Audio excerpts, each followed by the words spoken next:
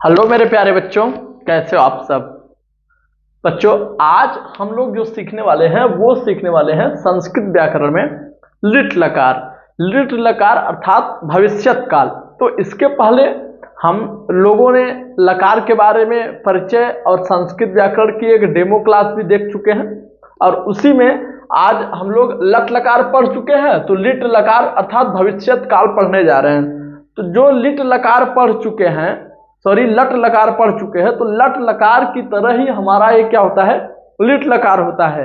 उसमें देखिए आप लोगों ने ऐसे पढ़ा था कि ती तह अंति सी थह थ आमि आवह आमह ना, इस तरह से किनारे किनारे वल हमारे किस में थे, लट लकार में। अब देखिए लट था तो देखिए ये ऐसे लट था ना, लट में हम यहाँ पर कुछ लगा दिए तो क्या बन गया, लिट बन गया। तो इसी तरह से इसमें भी हम लगा दिए, तो इसमें क्या लगा दिए, इष्यति इष्यतः इष्यन्ति इष्यसि इष्यथः इष्यथ इष्यामि इष्यावह इष्यामः, इस तरह से बनता है।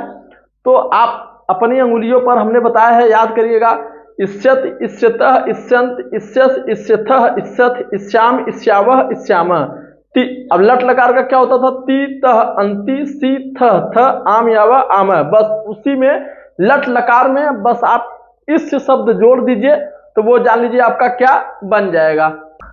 तो देखिए जैसे हमने लट लकार को याद किया है उसी तरह से हमारा लिट लकार भी है। अब देखिए कैसे कोई रूप जैसे चलता है, जैसे पठ धातु है हमारा ना, पठ धातु का अगर लिट लकार में हमें रूप चलाना है तो कैसे चलाएंगे, तो करेंगे अब पहले से, पठिष्यति पठिष्यतः पठिष्यन्ति पठिष्यसि पठिष्यथः पठिष्यथ पठिष्यामि पठिष्यावः पठिष्यामः ना।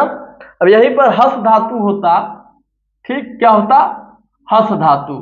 तो अब कैसे करते, हसिष्यति हसिष्यतः हसिष्यन्ति हसिष्यसि हसिष्यथः हसिष्यथ हसिष्यामि हसिष्यावः हसिष्यामः, बस इसी तरह से आपका चलता। अब जैसे क्रीड धातु होता, तो क्रीड धातु का रूप आप कैसे चलाते हैं इसमें, तो बस ऐसे ही दो तीन एक इसे आप याद कर लीजिए, फिर कितने भी धातु क्यों न हो वो सब बड़े आराम से आप याद कर ले जाएंगे। तो चलिए देखते हैं, क्रीड का क्रीडस्यति क्रीडस्यतः क्रीडस्यन्ति क्रीडस्यसि क्रीडस्यथः क्रीडस्यथ क्रीडस्यामि क्रीडस्यावः क्रीडस्यामः, इसी तरह से आप रूप चलाएंगे। जैसे पठ धातु में चलाते थे उसमें ती होता था, क्रीडति क्रीडतः क्रीडन्ति क्रीडसि क्रीडथः क्रीडथ क्रीडामि क्रीडावः क्रीडामः, ऐसे। और इसमें चलाएंगे क्रीडस्यति क्रीडस्यतः क्रीडस्यन्ति क्रीडस्यसि क्रीडस्यथः क्रीडस्यथ क्रीडस्यामि क्रीडस्यावः क्रीडस्यामः, बस ऐसे 102 बार 3 बार आप अभ्यास कर ले जाएंगे तो बड़े आसानी से आपको याद कर हो जाएगा। वरना आपको सबका अलग अलग याद करना पड़ेगा, और ऐसे ये मूल आप याद कर लेंगे तो इसमें कोई भी रूप हो आप बड़े आसानी से कर लेंगे। जब आप अंगुलियों की सहायता से करते हैं ना, इसमें क्या होता है आपको कि आपको बड़े आसानी से याद रहेगा। जैसे आपको पूछ लिया कि क्रीडस्यथः, क्या क्रीडस्यथः, ठीक, ये किस लकार पुरुष और वचन का रूप है। अब देखिए यहाँ पर हम ऐसे करेंगे, इष्यत इष्यतः इष्यन्त इष्यस इष्यथः इष्यथ। अब इष्यथः है, इष्यथः यहाँ पर आ गया, इष्यथः हमें दिखाई दे दिया, इष्यथः क्रीडिष्यथः होता है मगर क्रीडस्यथः हम लोग कहते हैं, इष्यथः यहाँ पर दिखाई दिया है तो यहाँ पर आ गया। अब देखिए एक वचन ये द्विवचन, तो द्विवचन ये हो गया प्रथम और मध्यम, तो मध्यम पुरुष द्विवचन का रूप है। तो इस अंगुली की सहायता से जब आप करेंगे तो आसानी से याद कर ले जाएंगे, और तब आप भूलेंगे नहीं, तो आपको लिखने की जरूरत भी नहीं पड़ेगी, क्योंकि एग्जाम में आपको तो लिखा हुआ मिलेगा नहीं, और यदि आप लिखने जाते हैं तो आपका समय खराब होता है। और यही यदि कॉम्पिटेटिव एग्जाम है तो उसमें तो आप नहीं लिखेंगे ना, जैसे यूपी टेट हो गया, सी टेट हो गया, कोई भी शिक्षक भर्ती हो गई, या फिर रीट का हो गया, या फिर आप लीजिए यूपी टेट हो गया, सॉरी डीएलएड हो गया, चाहे फर्स्ट सेमेस्टर हो चाहे थर्ड सेमेस्टर हो, जहां पर संस्कृत है इससे क्वेश्चन आते ही आते हैं, तो वहां पर आप लिखना चालू नहीं करेंगे। यदि आप इन्हीं 3 अंगुलियों पर अभ्यास किए हैं तो बड़े आसानी से आप कर ले जाएंगे। तो बस ऐसे ही आपको याद करना है, ठीक। और अंत में जब पांचों हो जाएगा तो पांचों का हम एक सार बना करके आपको बताएंगे कि पांचों का कोई भी हो, कहीं भी हो, कैसे भी हम देख करके बड़े आसानी से कर ले जाएंगे। तो चलिए आइए हम लोग इस पर कुछ अनुवाद कर लेते हैं कि इससे अनुवाद कैसे करते हैं। जैसे होता है कि वह घर जाएगा। अब देखिए भविष्य काल है, भविष्य काल है तो यहाँ पर गा गे गी तो रहेगा ही। तो जब गा गे गी रहेगा तब यहाँ करेंगे, देखिए वह घर जाएगा, ये लड़का है, वह का क्या होगा सह, ठीक। और घर का क्या हो जाएगा गृहम, घर का क्या हो जाएगा गृहम।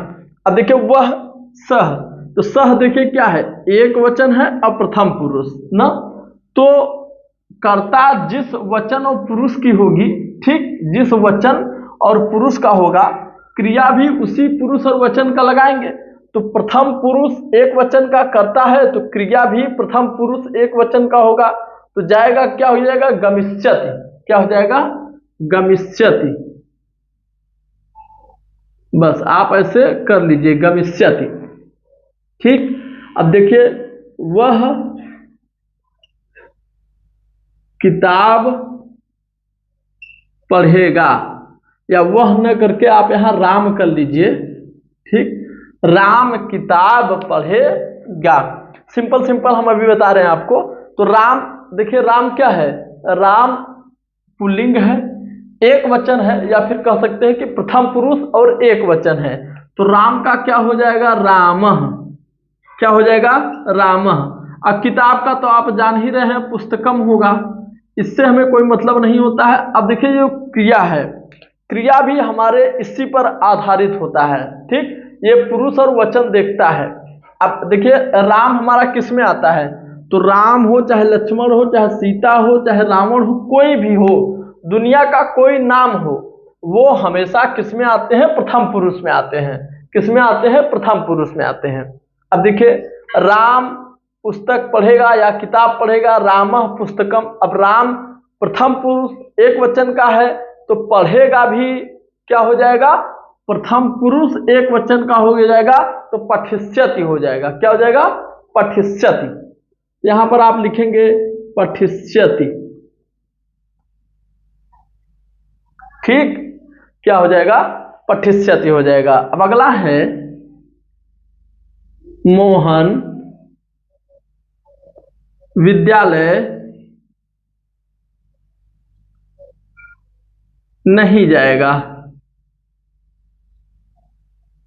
नहीं जाएगा। अब अगला है मोहन विद्यालय नहीं जाएगा, कौन नहीं जाएगा मोहन नहीं जाएगा। अब मोहन क्या है, तो मोहन का हम पहले देखेंगे पुरुष और वचन। तो मोहन एक वचन है, अपुलिंग है, ठीक। अब प्रथम पुरुष में सभी नाम किस में आते हैं प्रथम पुरुष में, तो मोहन का क्या हो जाएगा मोहनः, ठीक। अब विद्यालय का क्या हो जाएगा, तो देखिए ये कर्म है और कर्म में हमेशा द्वितीया विभक्ति होती है। तो द्वितीय विभक्ति में क्या होता है बिंदी लगंतम संस्कृत पठंतम कहा जाता है। तो उसी तरह से विद्यालय का क्या हो जाएगा विद्यालयम, विद्यालयम। ये देखिए जैसे ही यहाँ पर आप बिंदी लगा दिए तो वो क्या बन जाएगा, वो आपका बन जाएगा द्वितीया विभक्ति बन जाएगी। अब नहीं का न होता है, ठीक। और जाएगा, जाना क्या हो जाएगा, अब वही गमिष्यति, क्या हो जाएगा गमिष्यति, क्या हो जाएगा गमिष्यति, ठीक। तो बस ऐसे ही आपको करना है। चलिए थोड़ा सा और हम आगे बढ़ते हैं और लकारों में हम चलते हैं, ठीक, मतलब कि और वचन में चलते हैं। तो उसको देखिए कैसे लगाएंगे। अब देखिए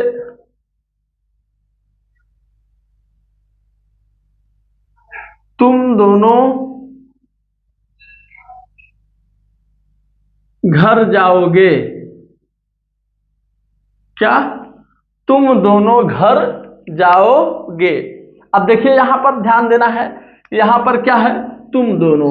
अब तुम दोनों का क्या होता है, युवाम माने तुम दोनों होता है, युवाम माने तुम दोनों होता है। तो युवाम देखिए कैसा है द्विवचन का है और मध्यम पुरुष का है। तो मान लीजिए कि यहां पर हमने लिख दिया कि युवाम, ठीक।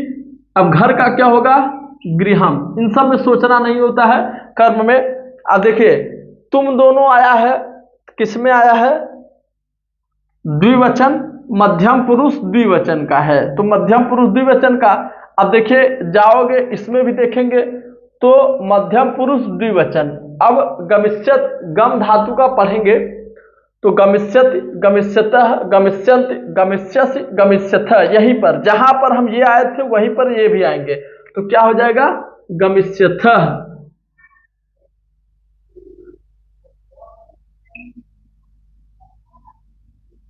ना, हाँ, युवाम गृहम गमिष्यथः। अब अगला है हम सब, ठीक, हम सब मिठाई खाएंगे। हम सब मिठाई खाएंगे। हम सब मिठाई खाएंगे। अब देखिए हम सब है तो अब हम सब कहाँ पर आएगा? तो हम दोनों, हम सब, अहम, आवाम, वयम। वयम माने क्या होता है? हम सब होता है। अब वयम देखिए किसमें है? तो कौन सा पुरुष है और कौन सा वचन है? तो देखिए पुरुष मतलब उत्तम पुरुष है और बहुवचन है ना, उत्तम पुरुष बहुवचन। तो ये देखिए यहाँ पर हम लिखे उत्तम पुरुष बहुवचन, हम सब का क्या होता है? वयम, ठीक। अब मिठाई का मिष्ठानम होता है, तो यहाँ पर लिख लेंगे मिष्ठानम, बस इतना ये कर लिए, वयम मिष्ठानम। अब देखिए इसका संबंध इससे होता है, ठीक, ये स्वतंत्र होता है। अब देखिए वयम मिष्ठानम हो गया। अब खाएंगे, ठीक, तो खादिस, अब खाद धातु है हमारा।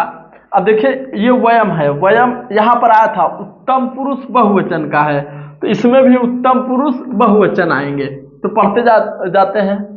तो खादिष्यति, खादिष्यतः, खादिष्यन्ति, खादिष्यसि, खादिष्यथः, खादिष्यत्, खादिष्यामि, खादिष्यावः, खादिष्यामः, वयम मिष्ठानम खादिष्यावः। वयम मिष्ठानम खादिष्यावः। बस आपको एक चीज ध्यान देना होता है, कोई भी अनुवाद हो, कैसा भी अनुवाद हो, ठीक, जब सिंपल अनुवाद होता है, अभी कारक विभक्ति पढ़ाएंगे तो कारक विभक्ति के अनुसार अनुवाद होते हैं, क्योंकि बड़े बड़े अनुवाद उसी के अनुसार होंगे। तो जैसे देखिए हम सब है, तो हम सब का पुरुष और वचन देखेंगे, जिस पुरुष और वचन का ये होगा उसी पुरुष और वचन की आपकी क्रिया होगी, ठीक। ये इस पर ये डिपेंड नहीं करता कि स्त्रीलिंग है, पुल्लिंग लिंग है कि नपुंसक लिंग है ना, इस पर ये डिपेंड नहीं करता, मगर पुरुष और वचन की बात करेगा, प्रथम है कि मध्यम है कि उत्तम है कि एक वचन है, द्विवचन है कि बहुवचन है।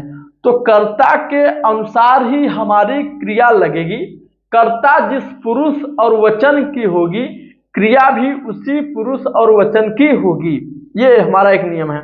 और अगला जो हमारा कर्म होता है, ठीक, कर्म होता है, कर्म में हमेशा द्वितीय विभक्ति लगाते हैं।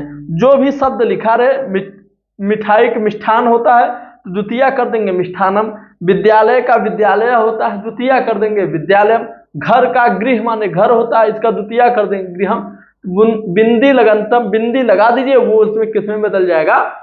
द्वितीय विभक्ति में बदल जाएगा। तो दोस्तों हम आशा करते हैं कि आज का ये जो हमारा क्लास रहा है ये आपको अच्छे से समझ में आया होगा। यदि अच्छे से समझ में आया तो वीडियो को लाइक कर दीजिए दोस्तों, और इस वीडियो को ज़्यादा से ज़्यादा अपने दोस्तों तक शेयर करिए, क्योंकि आप जानते हैं कि यूपी बोर्ड में इससे 4 से 6 नंबर ये दिलाने वाला है।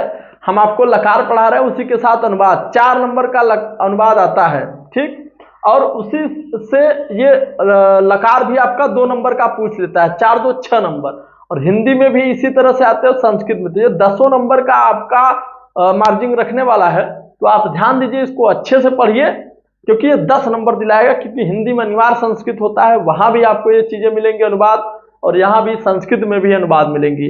तो बहुत सरल ढंग से हम आपको पढ़ा रहे हैं, अभी छोटे छोटे अनुवाद पढ़ा रहे हैं, बाद में बड़े बड़े अनुवाद पढ़ाएंगे। तो दोस्तों मिलते हैं हम अगले क्लास में, टेक केयर, बाय बाय।